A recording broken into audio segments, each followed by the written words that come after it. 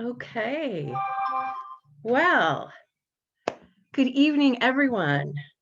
My name is Cynthia Lupi, and I am the New England Director for Clean Water Action and Clean Water Fund. And it is my honor to welcome you to this evening's candidate forum on energy and the environment. We are at a very unique moment in time here. For the first time in 27 years, there is an open seat for the 19th Suffolk District State Representative here in Winthrop and Revere. And I'm just going to guess that we have people in the audience who weren't living here or even born yet in 1993, the last time this occurred. So this is indeed a rare opportunity for new leadership for our communities. And I'd like to start out by thanking everyone for joining us this evening. We know that you likely had many other Zoom events in your work or school day, so we appreciate you all taking the time to hear more about the environmental health and justice issues affecting us here locally, and of course, to hear more about what the candidates' positions are on these issues. We live in a special corner of the world with the nation's first public beach and coastal wetlands and beauty all around us. But we also face some really critical challenges related to the climate crisis and heavy air pollution burdens. The bottom line here is that the candidate who wins this election will really need to focus on these issues. So we'd like to thank all the candidates for joining us, and especially in the thick of special election campaigning, which is so busy in such a short time.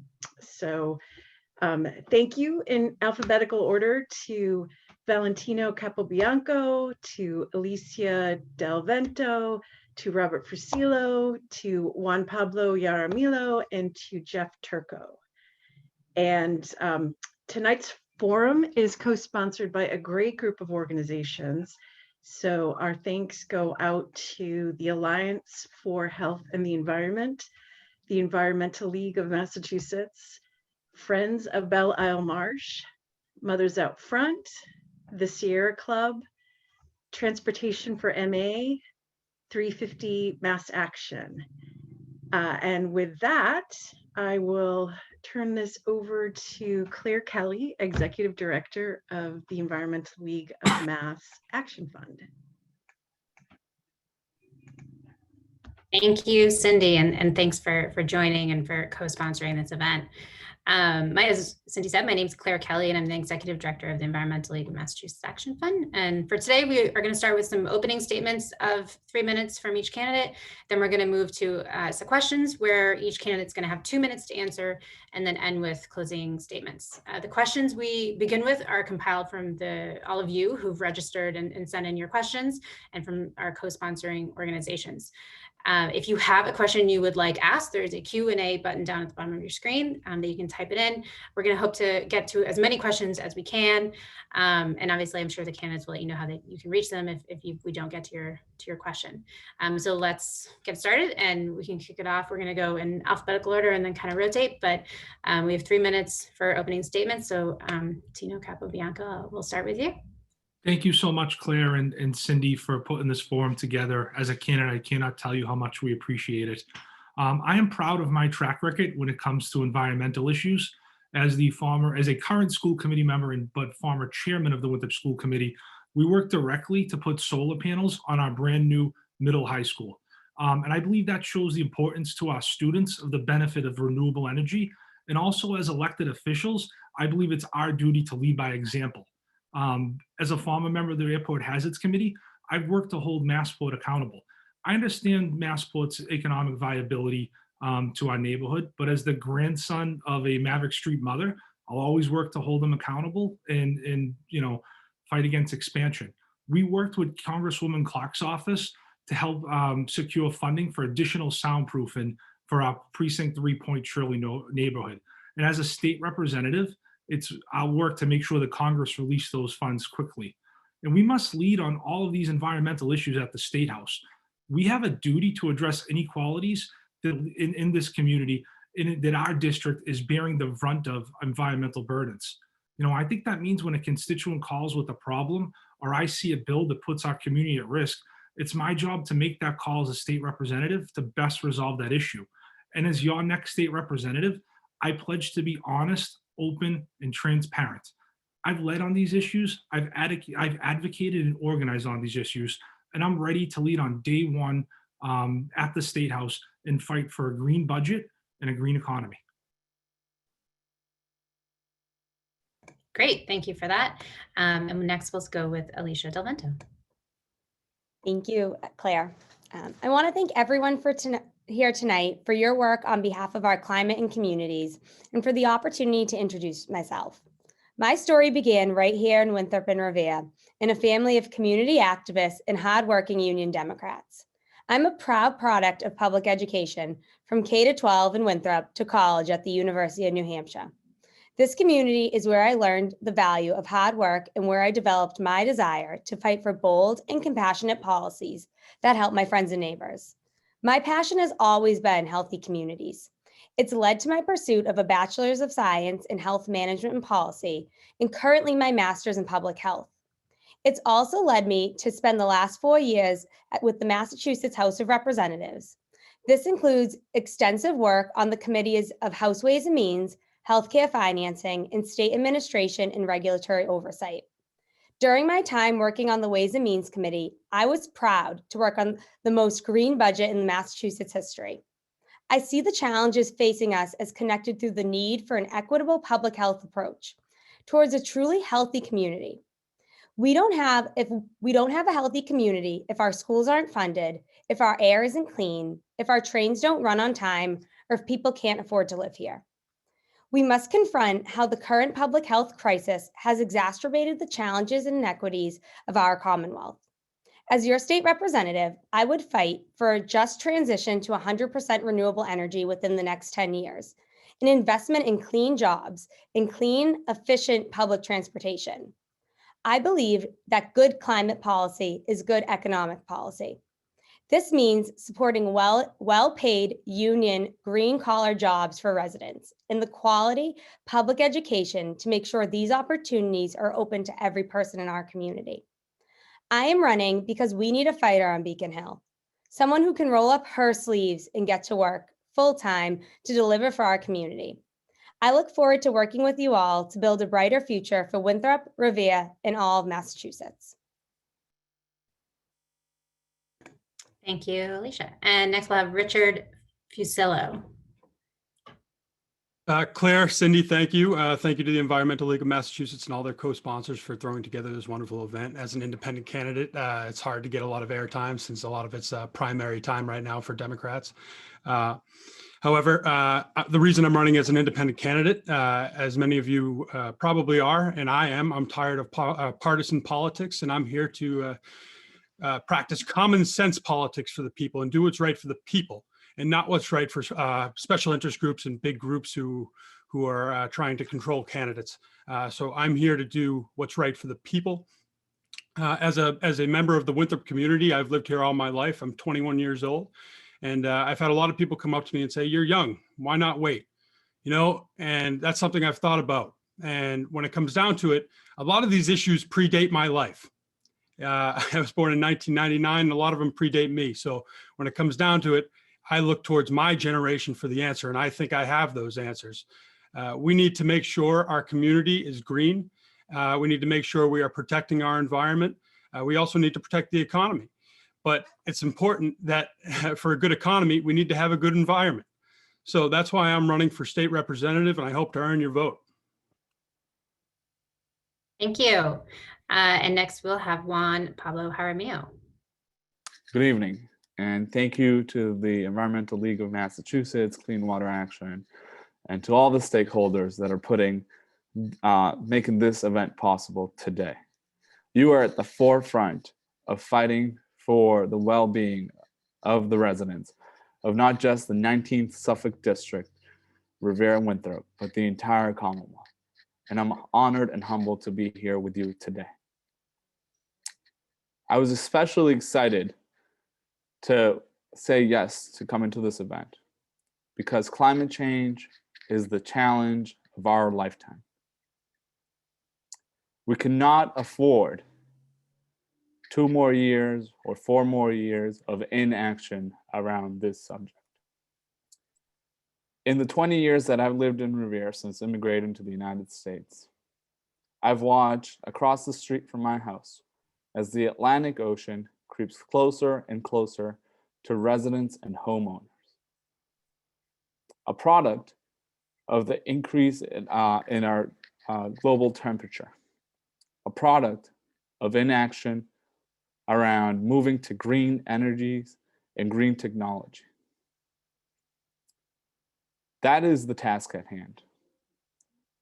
As your next state representative from Revere and Winthrop, I will tackle that challenge head on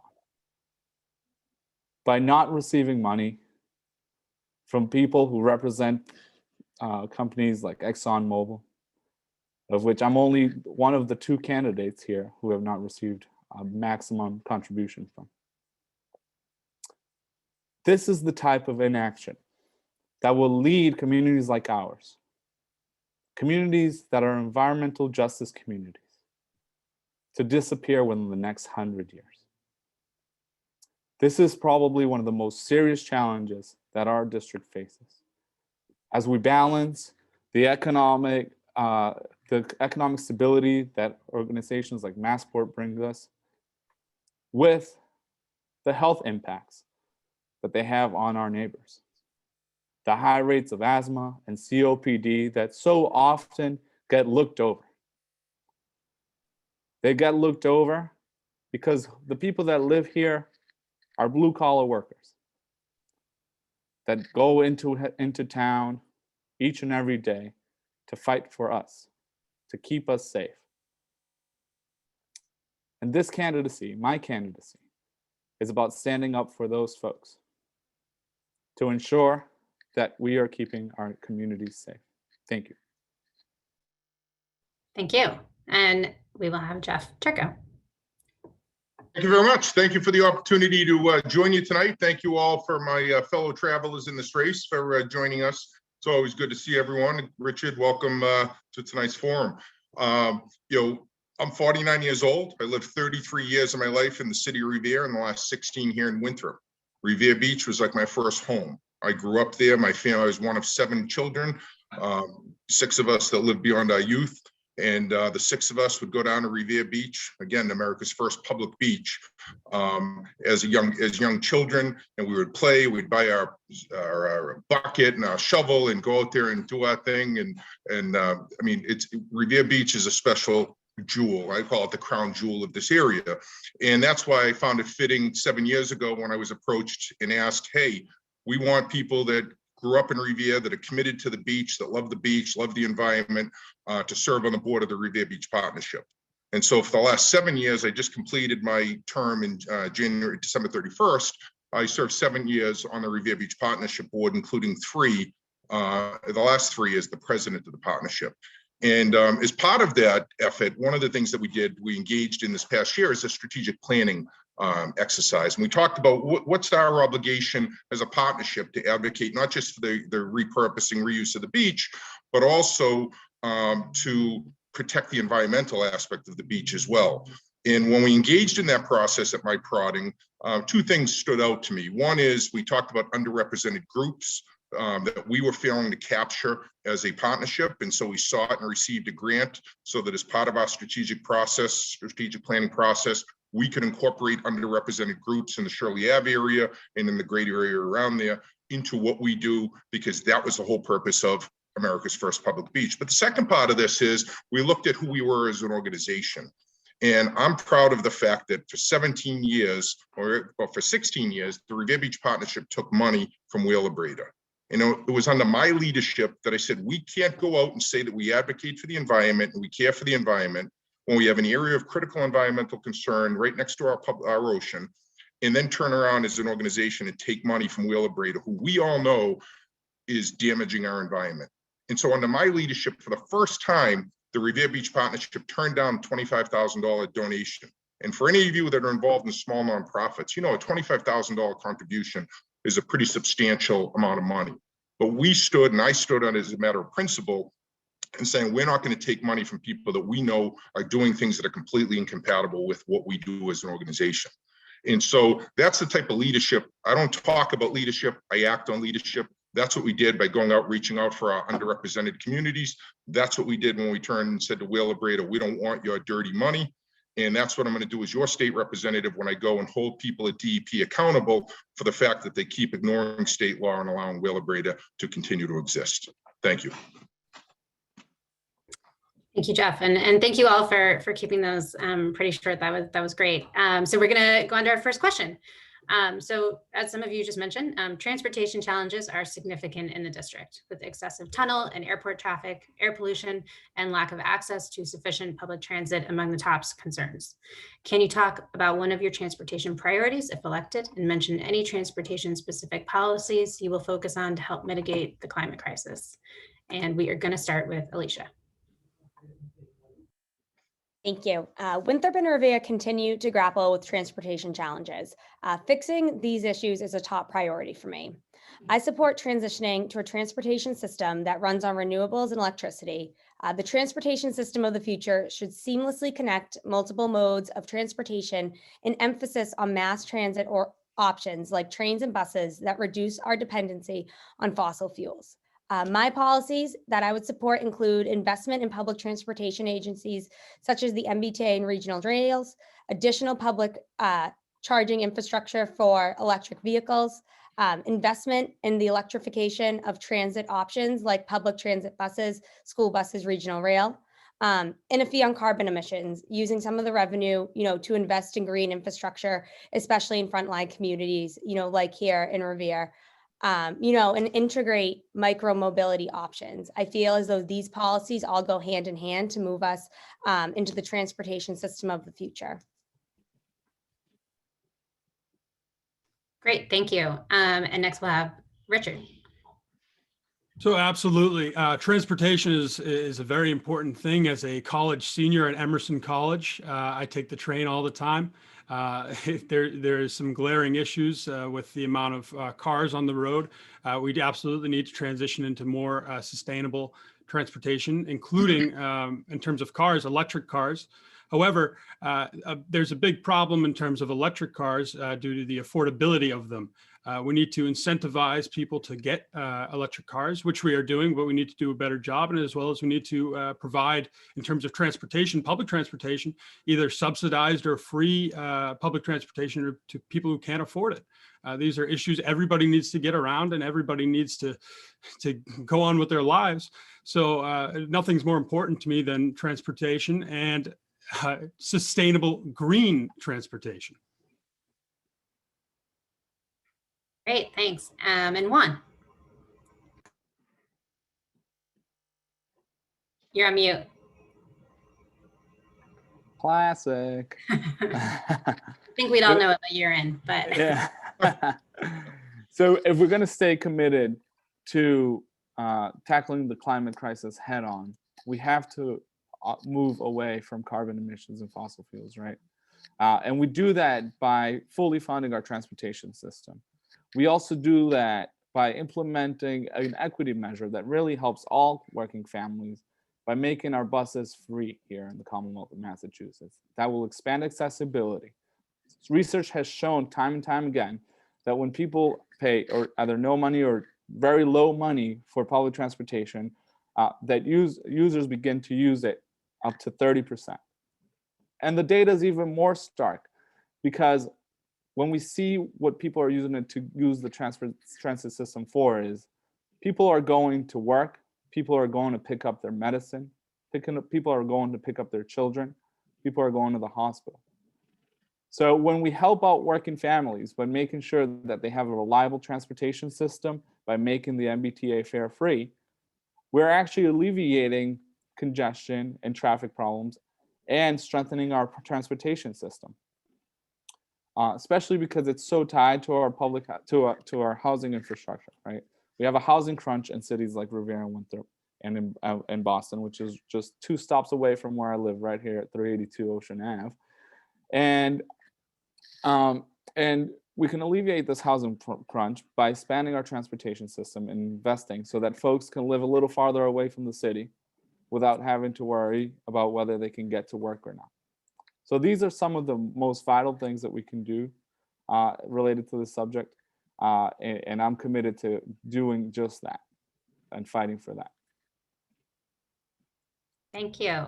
Jeff? Yes, I'm off mute, right? Perfect. So I really have sort of a three-prong approach.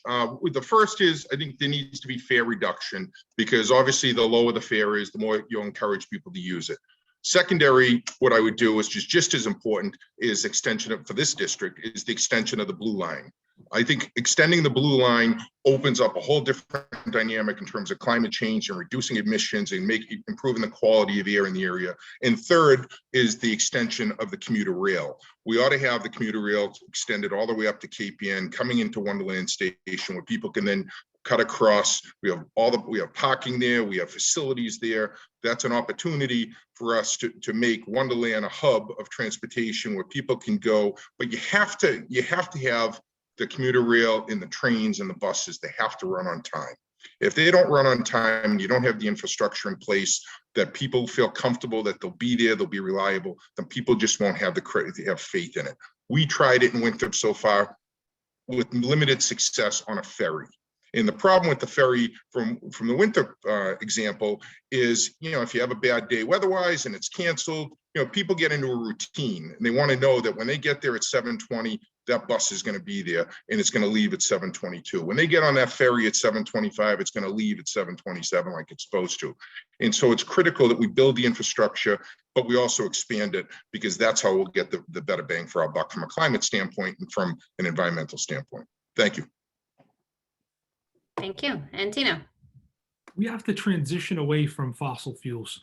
And this means we need to invest in our public transportation system and make sure it's accessible and affordable for all.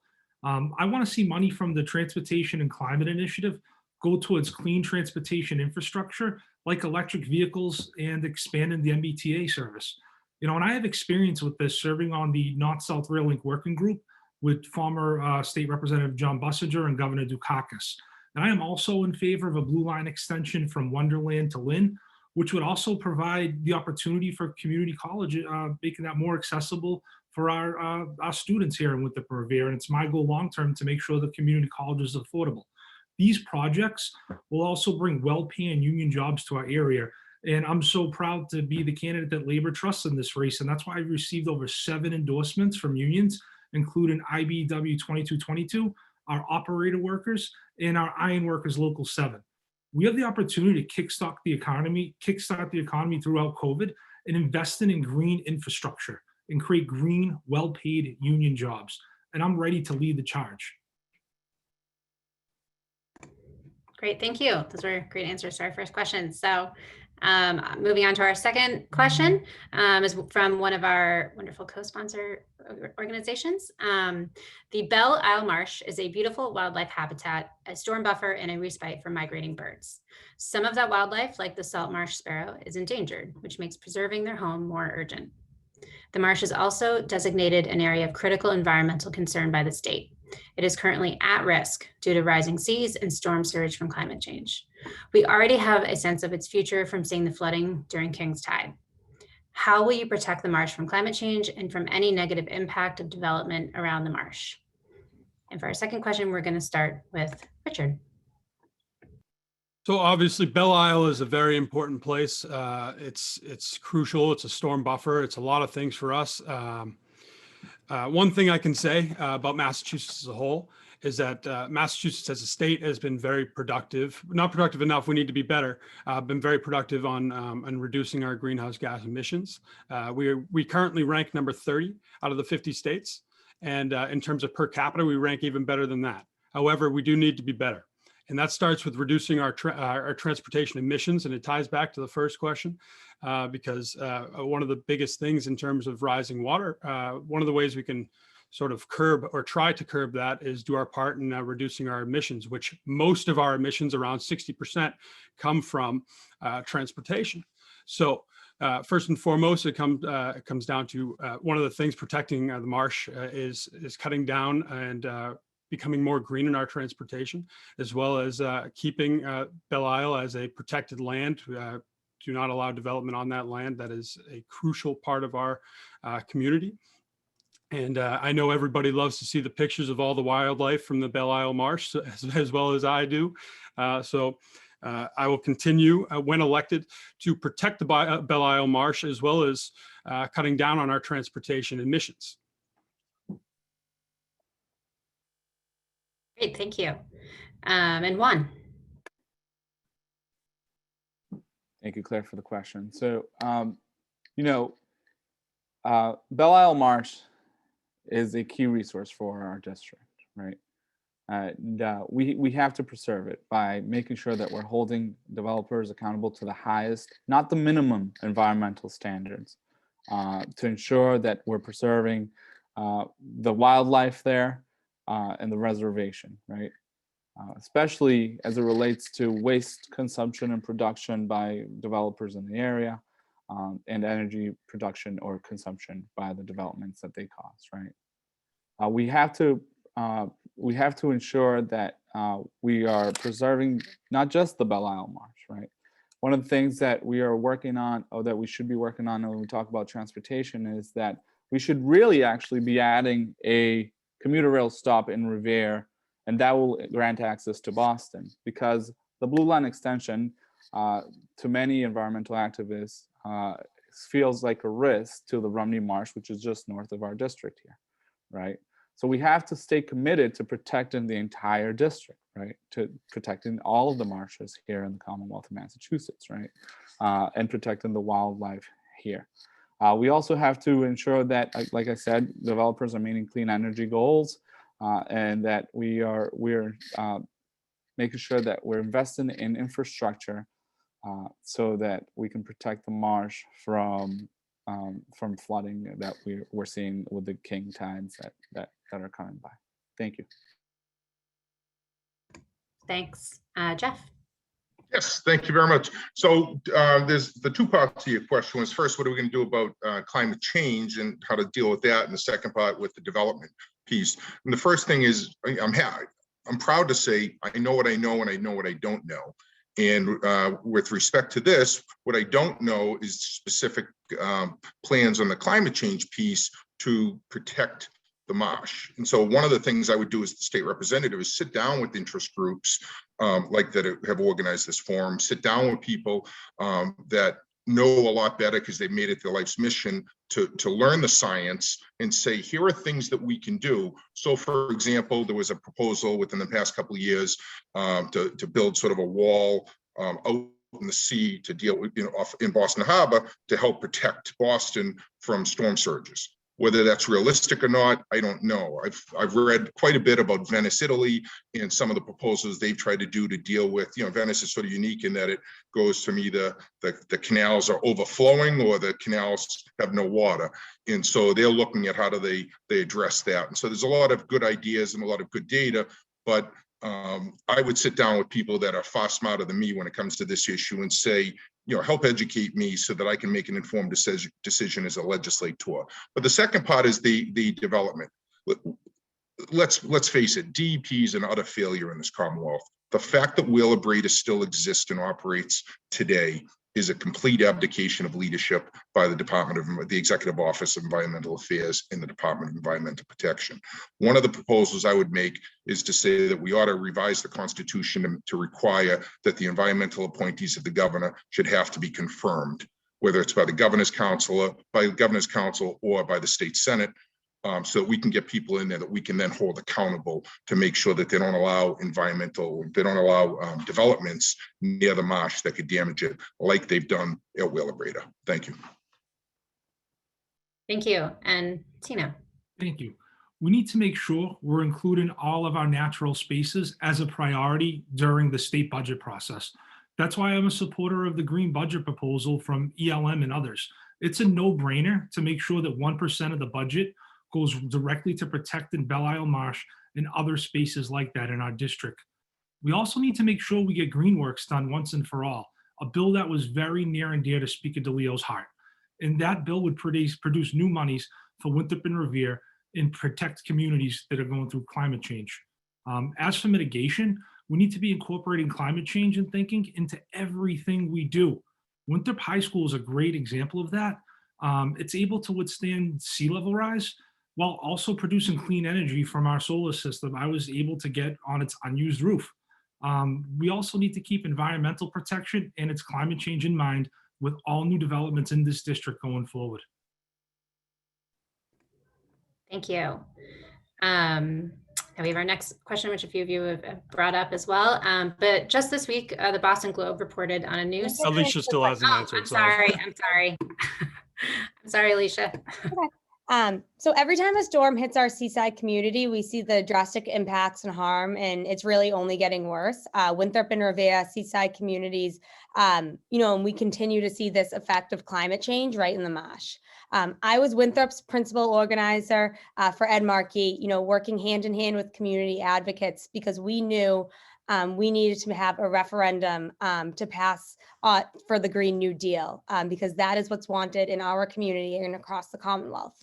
One thing I support is the Greenworks bill passed in the House last year, but not taken up in the Senate, which included $1.3 billion of bond funding to both mitigate immediate impacts and provide resiliency and mitigation against future impacts.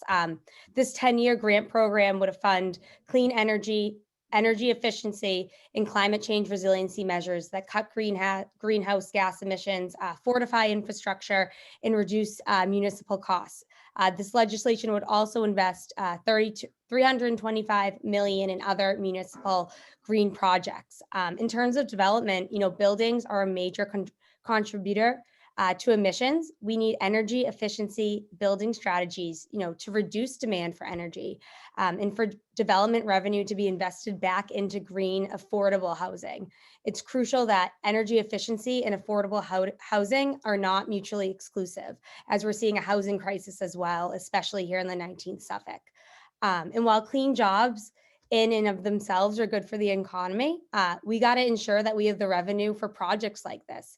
I support, a fair share amendment. I support raising revenue for renewable infrastructure by putting a price on carbon and raising corporate minimum tax and tax rates for large companies, because it's outlandish that Amazon in Revere pays less in taxes than those hardworking Revere and Winthrop residents that work there. Thanks, Alicia. Sorry about that. Apologies. All right. So question 3 now. So just this week, the Boston Globe reported on a new study with disturbing findings about the health impacts of our air pollution, with an estimated 7,600 people dying from the pollution produced by burning fossil fuels every year. With local air pollution sources such as Logan Airport, the Wheelabrator trash incinerator in Saugus, in addition to emissions from traffic and congestion, what steps will you support to better monitor and reduce this health burden in our communities? And I know some of you have brought this up a little bit, but we'd love to hear a little bit more if that'd be great. But Juan, we are going to start with you. Sure. So from the very beginning of this campaign, I've been advocating to hold Wheelabrator and Massport accountable, right? And, one of the things that was mentioned earlier here, which is that we need to stand by our values, and we do that by the money that we receive or not receive. Unfortunately, the person that brought that up received a maximum contribution for the lobbyists from ExxonMobil. So that's where I stand. First, I will not receive contributions from people who represent the bad guys, essentially. Okay, so that is how we stay committed to climate change here in our Commonwealth. I will also make sure that we close down Wheelabrator for good, right? And then as for traffic and congestion, as I mentioned, if we encourage use of our public transportation system, right, we will encourage also folks to not take that car to work. If we expand and strengthen our public transportation system, we will see ridership go up. And that's how we remove congestion from our streets here in the Commonwealth. That also means expanding and supporting cities and towns so that they can have designated bus lanes. That is also how we reduce the health burden on communities here. We reduce them by ensuring that Massport is held accountable for installing HEPA filters for those people who need them so that we can reduce asthma and COPD rates here in the Commonwealth. So these are all very important things that we can do to ensure that we reduce the health burden on our communities and make sure that we protect our natural habitats here in the Commonwealth. Thank you. Thank you. Jeff? Yes, thank you very much. So we talked earlier about increasing public transportation by extending the blue line, extending the commuter rail. So I'm not going to hop on those. But what I would say is one of the ways that we do this, you talked about reducing the health burden. And one of the ways we can reduce the health burden is to insist. Massport over the last few years in Winthrop has put in air quality monitoring stations. And part of the contract that they sign with residents when they do that is they're supposed to report data to the community and to the property owner. And Massport's failed to do that, utterly. What they've done is, I went to some of the airport hazard committee meetings, and Massport would come in and they'd say, well, we're collecting the data, but we haven't analyzed it yet. So we just have raw data that we can't give to you. And so one of the things we can do as legislators is to work to put pressure on Massport that they increase the number of air quality monitors in that they actually report that data, because the data is useless if we don't get it, so that we can then learn from it and figure out, okay, what can we do to reduce it? The second thing we can do, though, is work with Congresswoman Clark, Senator Markey, and Senator Warren to get the FAA to release more funds for this area for soundproofing, in parts of East Boston, they got air conditioning so that they could keep their windows closed during the season. A lot of us in Winthrop have windows that are 30 years old. They were the first Rockaway Smith windows that are terrible. I think we need to revisit that, some of the mitigation efforts, so that those are interim steps before we ultimately get to the point where we can look and say to the federal government, pass laws that mandate greater efficiency, reduction of emissions on airplanes, so that creates a long-term benefit for us. Thank you. Thank you. And Tino? I have experienced pollution protection in my work with the Airport Hazards Committee. What my good friend Jeff just laid out is stuff that I've actually done as an elected official and an appointed member of that committee, is working to hold Massports accountable. And as a state representative, I'll work with my friend Representative Jessica Gino to make sure the elaborator is held accountable. There are many big things we can do to reduce pollution, including by investing in accessible public transportation. But if anything, this study shows it's the importance of environmental justice. And I commit to voting in favor of environmental justice provisions in the current climate bill as it stands today. I also want to work with new ways to support our communities here in Winthrop and Revere, including the ideas of having pollution reduction districts that stop dangerously projects like Whale-A-Brainer. Bottom line, more money needs to be going into investments in environmental justice in frontline communities, especially during this pandemic. It's unacceptable that Massachusetts right now is 37th out of 50 states in terms of vaccine distribution. And even more unacceptable that those with asthma are not considered high risk for the vaccination. Thank you. Alicia? This research is very disturbing and describes what so many of us in Revere and Winthrop already know all too well. It wasn't surprising. Health disparities and environmental injustice due to entrenched racism have contributed disproportionately. Locally, I'm committed to working with community activists to hold Whale-A-Brainer accountable for the pollution and harm caused to our community.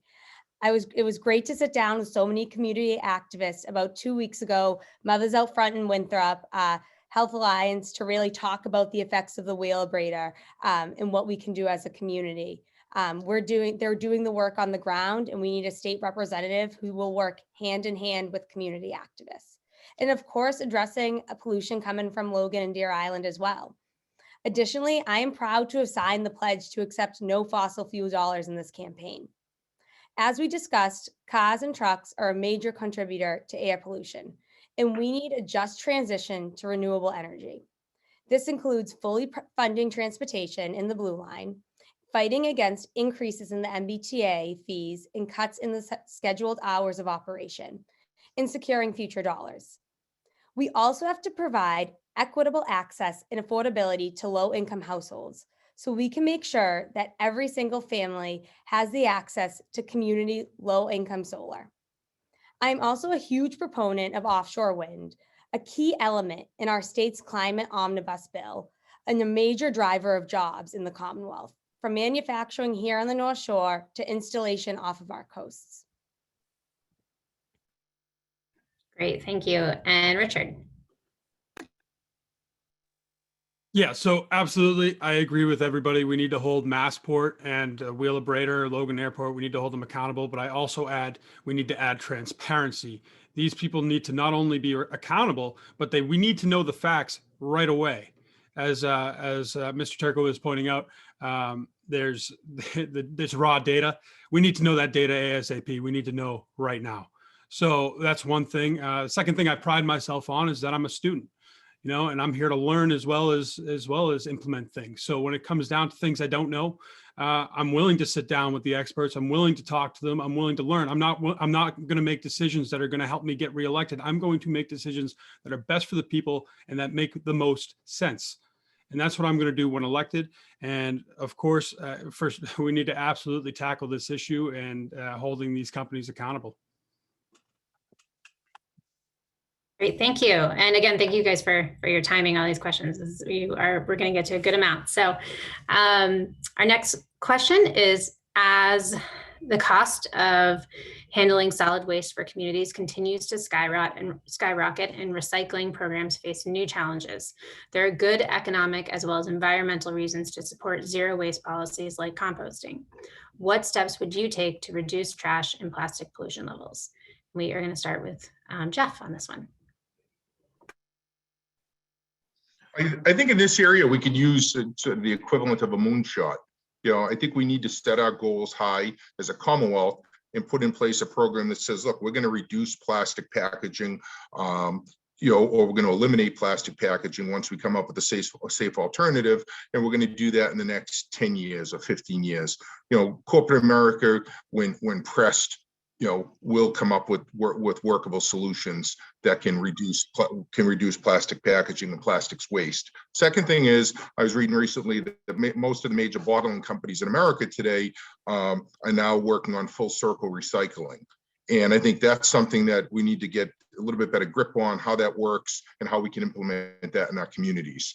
A town like Winthrop, city like Revere, the cost of trash waste is just prohibitive. Winthrop is looking at a shortfall of close to $500,000 in its line item for trash removal. There's some talk around the town about a trash fee being implemented. And one of the ways we can reduce that deficit without a trash fee, again, is to reduce the overall burden, increasing composting, reducing plastics that can't be composted and can't be recycled efficiently. So we made some steps. Getting rid of styrofoam packaging has been a good first step. Transitioning in some cases to paper straws, or as some creatively have done, my Italian pride of using pasta as a straw is something that I've noticed people, or like my 14-year-old daughter who uses collapsible reusable metal straw. I think we've got to change the way people look and think about this issue and let them know that each person can make a difference in the effort. You don't just have to look to the next person to do it. You can do it as well. So thank you. Thank you. And Tino. We need more support for our municipalities from the state. Cities and towns are the ones with solid waste in the state, and it's where the focus should be. If we are really serious about recycling and reducing waste, that's what has to happen. The state has to come in and help relieve the financial burden on cities and towns like Winthrop and Revere. And when it comes to recycling, especially during this pandemic and this economy, any solution needs to make sure that we're not increasing costs of recycling or trash collection fees on all of our residents of Winthrop and Revere. Thank you. Alicia? There are several steps I would take to ensure that our Commonwealth reduces trash and plastic pollution. During my time working on Ways and Means, I was proud to work on the most green budget in Massachusetts history. That meant more funding for DCR as well as DEP. I support ELM's Green Budget Initiative because a penny of every state dollar spent should go towards the environment. This would further enable funding for DEP for grants to municipalities to offer curbside composting, similar to curbside trash and recycling, which would be so beneficial to our community. I also support a statewide ban on single-use shopping bags and a requirement that that alternatives should be sustainable. Overall, policies have upended recycling plans across the world, and no one community can solve it on its own. We have to create a strong statewide waste reduction plan to support municipalities and reduce our impact here. Thank you. And Richard. Absolutely. So the last thing I support is fees that burden the residents of our community, especially during this tough time. The last thing people should be worrying about is extra fees. So I will always strongly oppose any sort of fee relating to trash or recycling or compost. However, like everybody else has been saying, we need to absolutely reduce the burden. We have a lot of trash. We need to recycle more. We need to, it comes down to a lot of the companies that pick up our stuff too. I mean, they have issues there too with worker retention and training, worker training, in order to keep the promising employees on and keep workers who are good at their jobs working at these recycling and waste plants. So it's very important that we cut down on our usage, as well as better trained workers in terms of waste management. Thank you. And Juan. Yeah, I am so excited to get this question because for about 1.5 years, I've actually diverted 600 pounds of my own waste here at home. And I know that sounds funny, but it's not the waste you're thinking about. It's actually the food scraps in my kitchen. And I do that because I have a deep conviction that there's nothing that we have that is actual waste. So we have to support cities and towns so that we can expand and implement composting programs for every one of the 350 plus cities and towns in the Commonwealth. And we do that obviously by empowering them via the legislative system. As a budget director for Senator Joe Boncore, this is an issue that I've been very interested on. I know how to work with the budget. I've delivered for the residents of Revere and Winthrop via the budget process because, and this is something that we can do. This is something that we should be doing because 30% of all our waste is organic material. Further, we have to continue to expand, to ensure that we expand the collection of bottles that can be recyclable, right? To essentially all bottles in the Commonwealth so that we can reduce that waste as well. These are things that in my initial conversations with mothers up front before I helped bring them to Winthrop while I was working for Senator Joe Boncore, we talked about all of these important initiatives. So I'm excited that you asked this question because I'm happy, especially because the compost that I get back from once all my waste has been processed, I use in my plants. My fiance says I have a green thumb and she enjoys that. So that's, a very exciting question. I cannot be happier for this question, in fact. Great. Well, we appreciate your personal service on this. So thank you. All right. So to our next question. As the pandemic has shown us, low-income and communities of color experience levels of pollution, racial injustice, and economic insecurity that combine to threaten health and quality of life in numerous ways. How would you address this issue if elected? And we are going to go back and start with Tino. Thank you. And I recognize that I am answering this question as a point of privilege as a straight white male. But the first thing I would do is show up. I'd listen to hear what's on my constituents' minds, hear what they want to see us do about the solutions that they want to see and what they believe in. And specifically, I'd vote to keep strong environmental justice provisions in the current climate bill as they stand now. I'd also work closely with my colleagues who are working on new legislation to support environmental justice in all of our neighborhoods, like Rep. Madaro and Rep. Miranda are doing.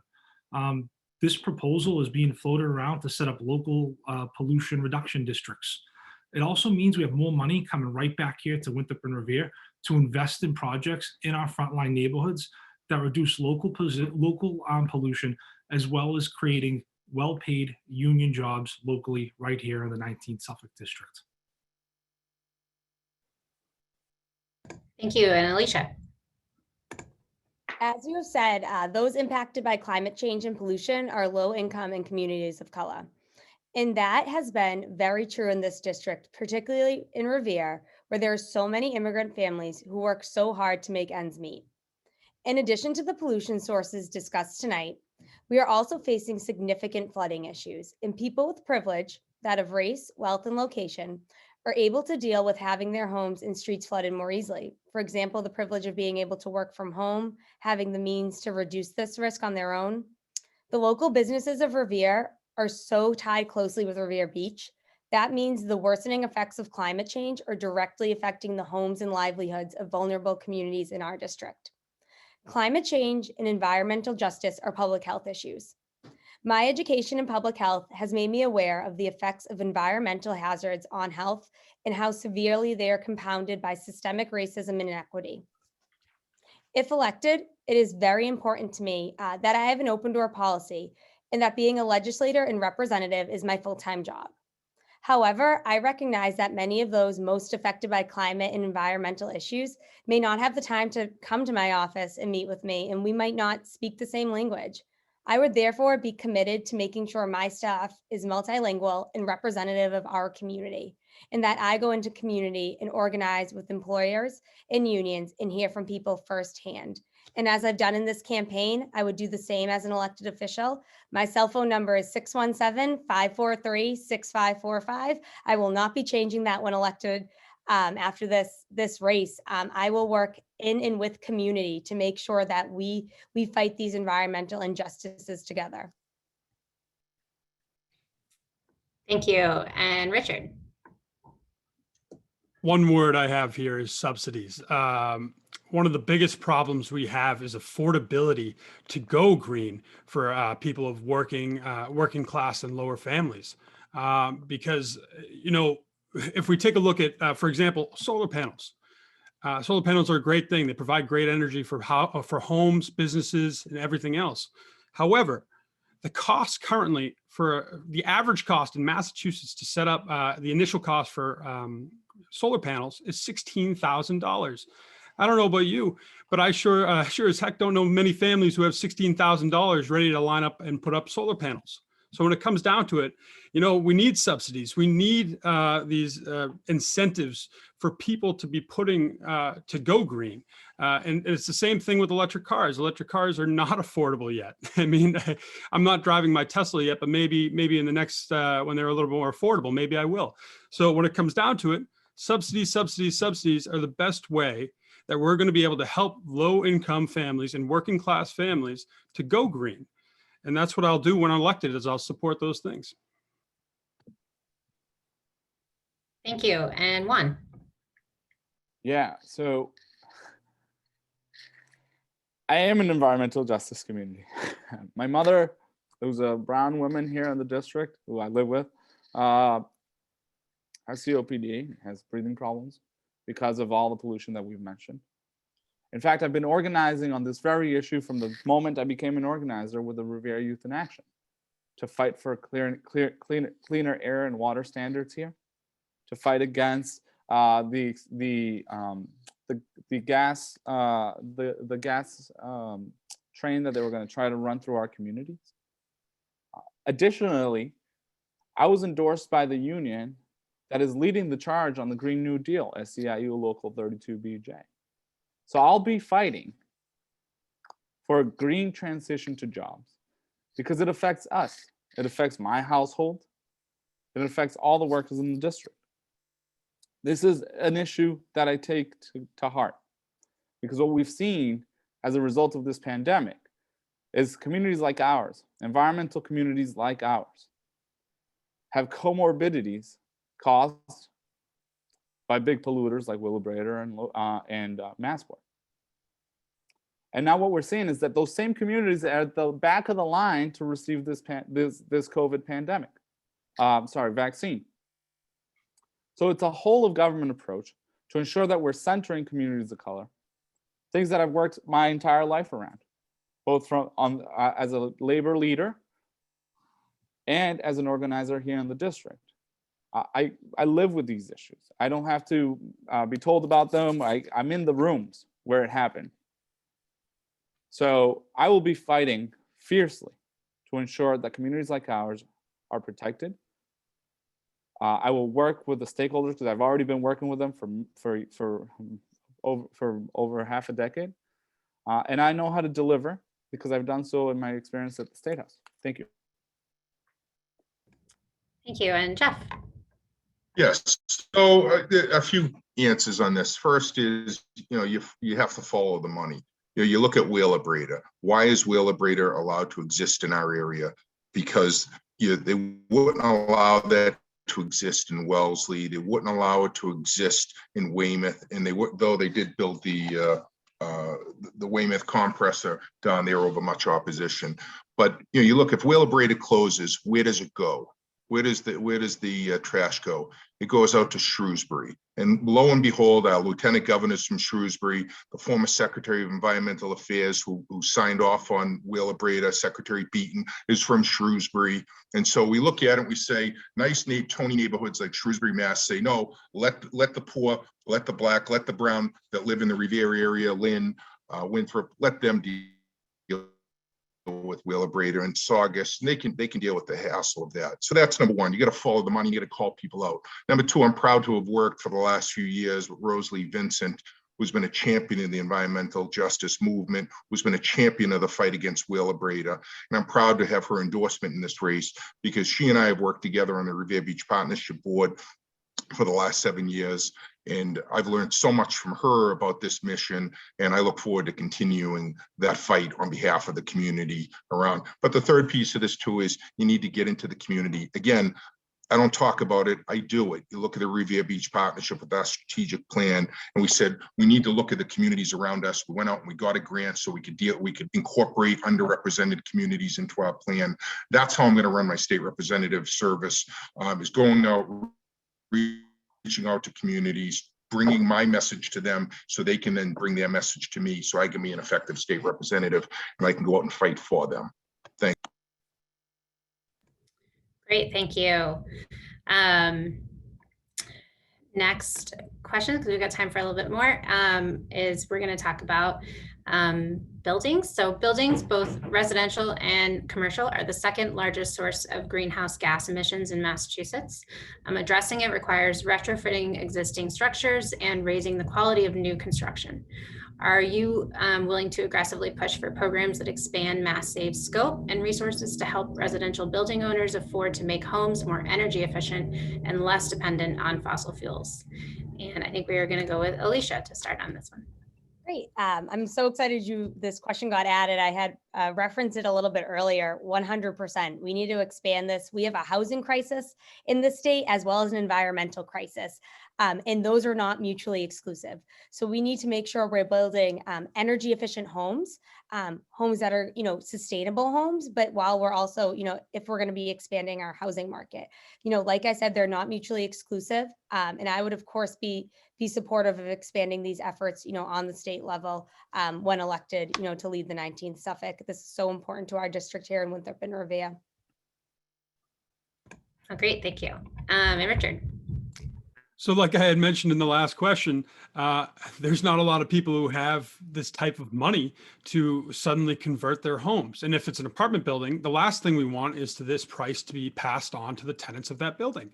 So when it comes down to it, it all comes down to affordability. We need these things to be more affordable, like solar panels, like converting from gas to electric.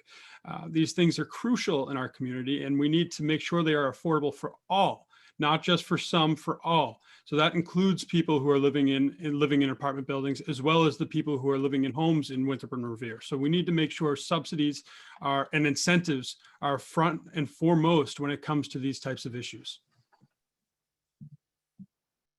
Thank you. Juan? Yeah, so very simply put, we need to raise or really eradicate the cap on solar, right? To make sure that we're making solar more accessible, that we're ensuring that energy companies are diversifying their energy resources here in the Commonwealth. That goes the same for expanding our wind infrastructure here in the Commonwealth, right? We're a coastal state, so I think that we have a little bit of an edge in making sure that we make a good economy out of green energy here in the Commonwealth. If we can continue to invest in these things, I will make it more accessible for folks. Obviously, we have to think about the equity lens, right? Around these issues as well, make sure that we're taking care of working class families that might not be able to afford a lot of these new technologies. We also have to ensure that we are implementing a just transition to jobs, like I mentioned earlier, to green jobs, right? We know that although we might not have a lot of mining here in Massachusetts, but we know that people that work in the energy sector can easily transition to green jobs, right? We heard President Biden taking the lead on that and talking about that just a couple of weeks ago. That's something that I'm already leading on. Like I said, I got endorsed by the union that has been leading on just transition to jobs because it affects their workers who live largely in environmental justice communities. It's a fight that I actually lead in my own job because I fight for these very things at the local, state, and at the federal level, right? And I've been delivering on them. So these are. I hope this answers the question. Thank you. Thanks. Jeff? Yes. So, I mean, the simple answer is yes, I support Mass Save. I'm a homeowner. I've had Mass Save in 16 years that I've owned my home. I've had Mass Save in here twice, once at the beginning, once more recently. I think it would be great if Mass Save could expand its offerings to the communities. I think it'd be great if Mass Save had greater resources so that they could improve. So for example, the first time Mass Save came in, they put in that the insulation, like the paper insulation, they cut little holes in the house. I don't think that's the most, I think history has shown that's not the most efficient insulation that's out there. So as product improves, I think it's great that Mass Save can come in and help with things as little as better, more efficient light bulbs and faucet savings, because I see it in my own utility bill savings, particularly in a town like Winthrop where the water bills are so out of control. It's nice to be able to save some money by pressurizing, your shower heads and your spigots in your house. So that's all good stuff that I support. I look forward to working with my colleagues in the legislature, if I'm successful, to fight to expand those offerings for the community, because it does go to an issue of Mass Save, because the sort of low to no cost programs that they offer, I think, do a wonderful job. One thing that I've seen in my private sector work as a lawyer is some of the energy efficiency programs that are run through the utility companies, I think, are extremely inefficient. So, for example, a commercial client would have National Grid come in and say, well, we can replace all your lights and we're going to do it all for free effectively. And they'll be we'll build the repayment in over the next few years in your utility bills, and you're basically guaranteed to save money. Well, that's all well and good, but then you go across the street and it's not National Grid, it's Eversource, and Eversource says, oh, we don't have money available for that program this year. Some of that I think we need to look at and say, how do we make that more efficient? And some of it may be, one was a for-profit, the one that they said they couldn't do was a nonprofit educational institution. And you look and say, this just doesn't make sense. We should be looking to expand those programs so we can offer to as many groups that want them. We'll take advantage of them, because if we can save on electricity and we can save on natural gas, and it'll just improve our overall climate picture. Thank you. And Tino? Yes, thank you. I think this is about expanding access.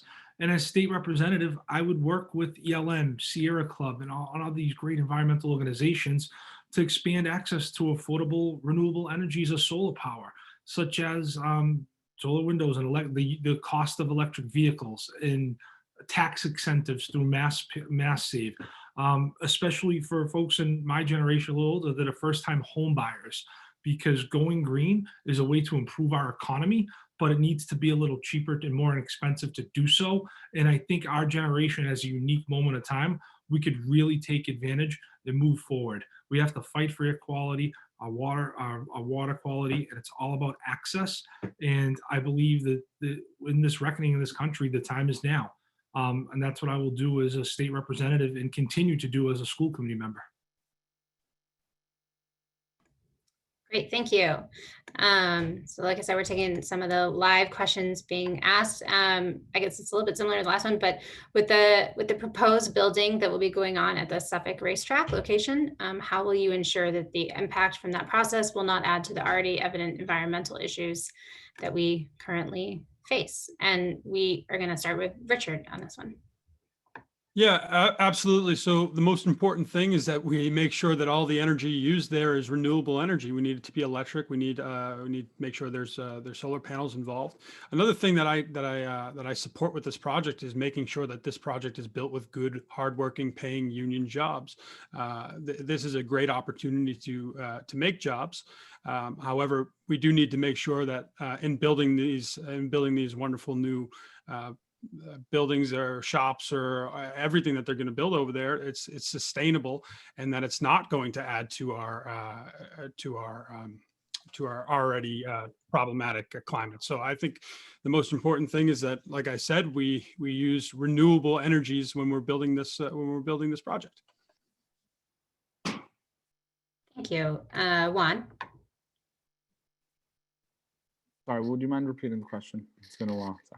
Yeah, no problem. So talking about with the proposed building that will be going on at the Suffolk racetrack location, how will you ensure the impact from that process will not add to the already evident environmental issues that we're currently facing? Yeah, so I actually happen to sit on the planning board here in Revere. And so one of the things that we talked about at the last meeting that they came up to talk about this project is how we ensure that we're expanding public transportation infrastructure here. We talked, I asked the developer to think about what the possibility might be to make sure that we have designated bus lanes here. But also, when I worked for Senator Boncory, I actually sat at a lot of these meetings, and we talked about ensuring that a lot of these buildings were green energy buildings, that they were they were top tier LEED buildings, and that's something that we actually got accomplished. They're doing a lot of that work here already. That's something that I've been able to deliver to the residents of Revere and Winthrop here. But we have to push for more, obviously, right? And they've done a lot, actually. Some of the work that they've done in this project is ensuring that there are flooding spaces to ensure that when we have flooding in this development, that our homes and residents are not being affected by it. But there's always an opportunity to do more, and we should be doing more. How we use the different resources, city, state, and local resources to make sure that or federal resources to make sure that we're pushing the developer to always go the extra mile here, ensuring that we're doing mitigation around traffic for the area, because with potentially, although it's a 20-year project, but potentially so many new units and so many attractions to this project, which I feel is great. We have to ensure that we are that we're mitigating traffic impact, which again, something I was able to work on and ensure that happened during the process at Suffolk Downs, and also ensuring that we have good paying jobs here, right? Because the people in this community want to be able to take advantage of this opportunity, and making sure that because that translates into health outcomes, and making sure that our quality of life here is top notch. Thank you. Thank you, Jeff. Yes, so I mean, again, a couple of things. One is, I think we should give incentives to the developers at Suffolk Downs to strive for platinum LEED standard. I think whether we do it through tax incentives, whether through grants, I think we ought to encourage, if not require that.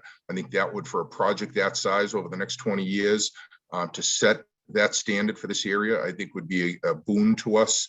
The second thing is we need to hold DEP accountable to make sure that while this project is going on, that they're paying attention. I mean, it's a 20-year project. It's easy to sort of lose track of it. And I think it's important to make sure DEP, we don't have the same people that were in the tank to Wheelabrator do the same thing at Suffolk Downs and leave the people of the communities, the surrounding communities, holding the bag. The other part of this, though, is I'd work with Mayor Arrigo and his team, because one of the challenges of that site, as most of you know, is the bulk of that site is in Boston. And so it's important to make sure that the city of Revere has the resources so that they can stay on top of this and make sure that they don't get left behind by work that's being done on the Boston side that might not be up to standard. in Revere, they're left with the repercussions of it. So I look forward to working with Mayor Rigo. I look forward to holding DEP's feet to the fire, insisting on quarterly updates on what's going on once the project actually begins. And again, working with the state, working with the state economic development team, working with the developer to say, yes, it's good. It's good that you're starting out with a LEEDs program, but why not shoot for the moon and do a platinum LEEDs? That's the way to go out there and say it's a huge selling point. I mean, I've been involved in some of these from my private business standpoint, where I've seen, people use that. They spend more money up front, but they're able to go out and say, this is a platinum LEEDs building. Younger people want to move into things that are properties that are environmentally friendly. They're willing to pay a little bit more to get that. And I think we need to sell that as a marketing point and not as something that's a negative. Thank you. Tino? Thank you. I think my role as a state representative is to be an advocate, a fighter, and a consensus builder. And then when it comes to a project like this, I think I'd work with ELM and Sierra Club and other organizations and the labor movement to work together how we can make sure a project like this is creating green jobs and how we can move forward and have it help the economy in a pro-environment manner. By no means do I claim to be an expert in transportation, but I would listen to the experts. I'd make sure that, Julia Prang-Wallace of Winthrop and Chris Dempsey are invited to the table to make sure that we're investing in bike lanes in this neighborhood, green space, and make sure that it's also a family-friendly environment for the entire community to enjoy. So I think that's my role, and that's what I would do as a legislator. Thank you. Alicia? Thank you. I think first and foremost, we need to make sure the Suffolk Sound development is not another seaport. We see that the seaport was built susceptible to sea level rises. We see it with winter storms and king tides. And, that is correlated also with, it was built with a lack of transportation, a lack of affordability. We built a new neighborhood, which was a predominantly white neighborhood. We need to make sure none of that happens again.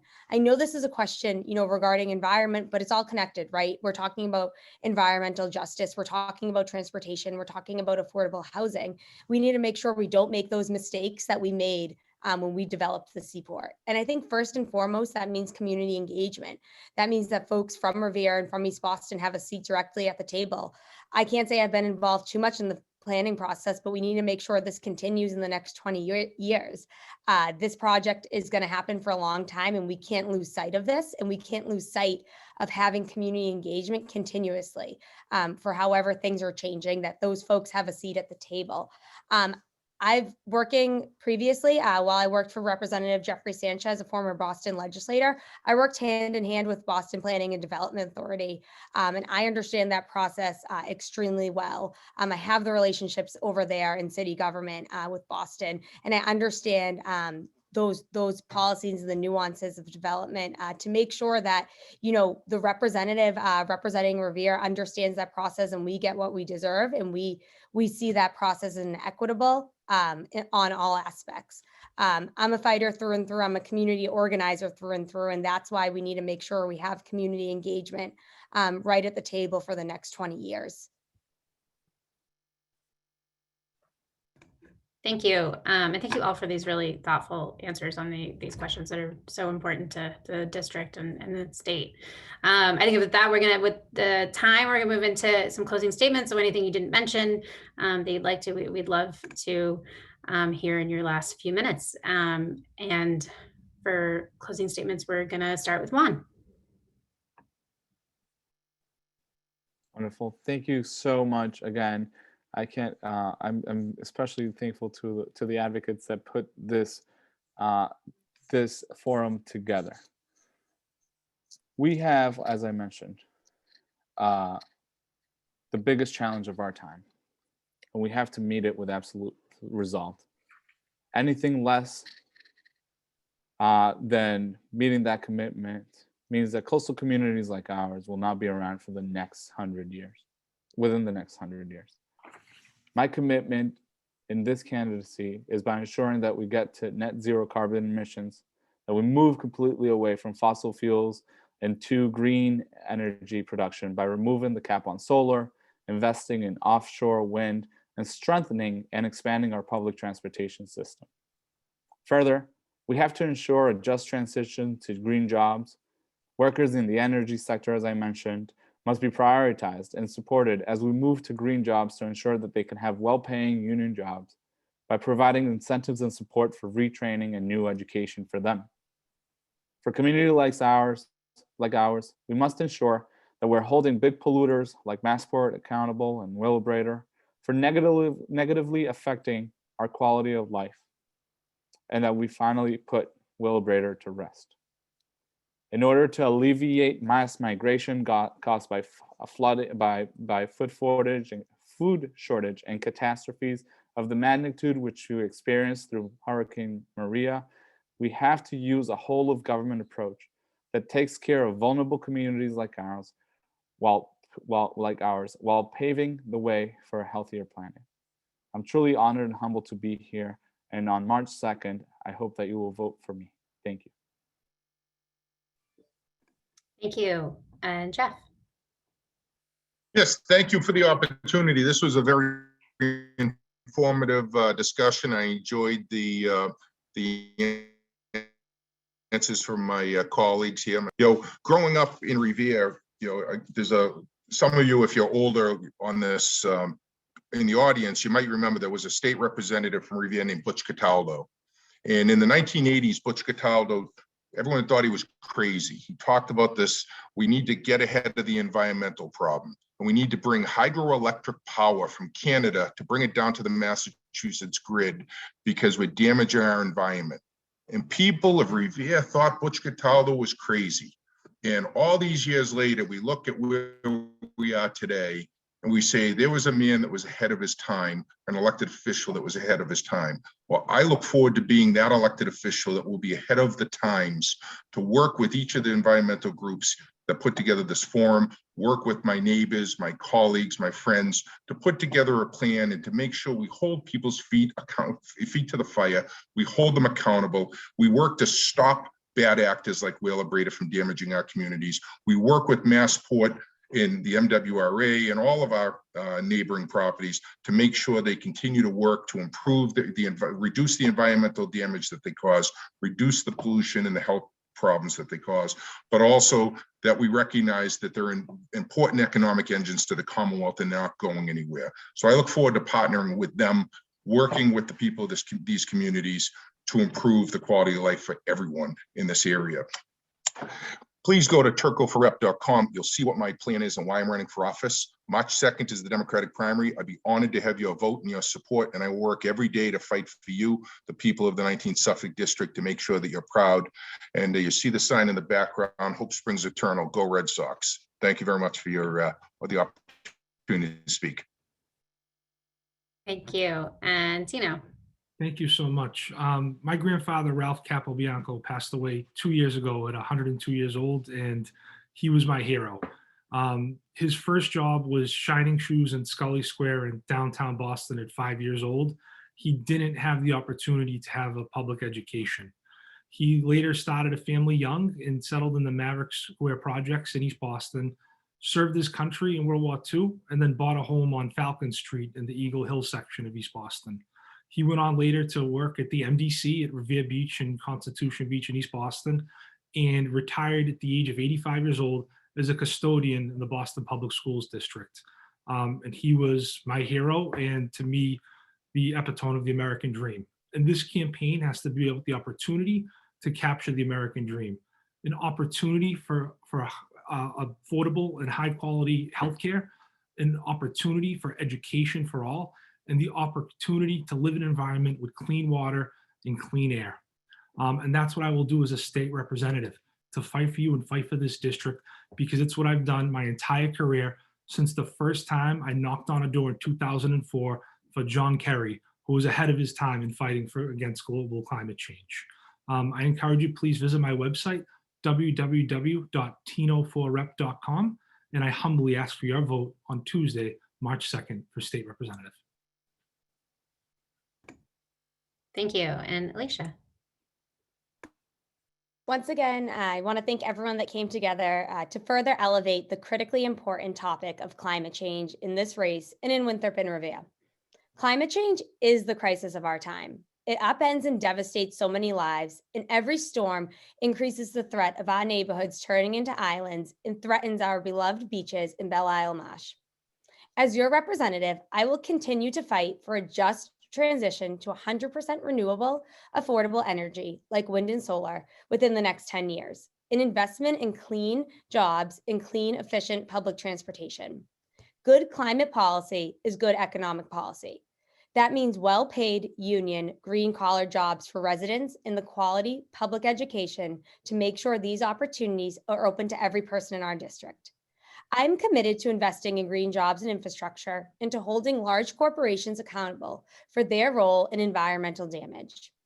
A state legislator's job is to fight day in and day out for all of their constituents, especially those made vulnerable by systemic racism, climate change, barriers to education and healthcare, and lack of access to their share of the Commonwealth's considerable capital. Many of us organized and fought together to ensure we sent back Senator Ed Markey to the US Senate, and I was proud to take a lead role in our district. We worked together because we know that the Green New Deal and bold climate policies like it on the federal, state, and local level can't wait, because environmental justice is racial, economic, and health justice. Bold, compassionate policies are at stake in this election. I will fight for a bright, green future for Winthrop and Revere, which means for all of us. I promise to be as steadfast in this commitment, and I am confident that my experience at the State House and local levels will enable me to deliver and hand in hand with you all. As your next state representative, I will also continue to call out the hurdles to aggressive action on climate change, like when I called out Governor Baker for vetoing the climate omnibus bill. I hope to be a mother someday, and I want to raise my family right here. But to ensure that Revere and Winthrop I grew up in is even better for my future children and those of so many of ours, that means acting now on bold, aggressive action. Thank you so much for your time, and come Tuesday, March 2nd, I would be honored to have your vote to be our next state representative for Winthrop and Revere. Thank you. And Richard. So once again, I'd like to thank the Environmental League of Massachusetts, as well as their co-sponsors and everybody for joining tonight. This was a wonderful panel. I very much enjoyed answering the questions and hearing my constituents' responses. As representative, I vow to not only transition our environment to 100% sustainability, 100% green sustainability future, but also helping our economy thrive. Because without an economy, we can't protect our environment, and vice versa. So that will be first and foremost as I get elected representative, and I hope to earn your vote over this next month. And like I said, we have to make sure that lower income families are able to afford these sustainability options, such as solar panels and other things, through grants, subsidies, and incentives. So come March 30th, not March 2nd for me, because I'm an independent candidate, come March 30th, look for me on the ballot. I hope to earn your vote as a true independent candidate who will not toe the party line and promise to be nonpartisan throughout. So for more, visit fusilloforrep.com, and I hope to earn your vote on March 30th. Thank you. Great. Well, thank you all for joining us. Thank you for all the candidates. Thank you for stepping up and running for office. And thank you for having a discussion about these really important issues. We really do appreciate it. And thank you for all staying on time. We are going to finish a few minutes early, which it never happens in political candidate forum. So I will mark this down as a first. But we appreciate it. Thank you to everyone who joined us tonight for listening in. We really do appreciate it. And as they all said, most importantly, please don't forget to vote on Tuesday, March 2nd, and then on March 30th as well. So that's the most important thing you can do, and continue to advocate for these issues. But have a good night, and everyone stay warm. Thank you. Have a good night, everyone. Take care. Thanks.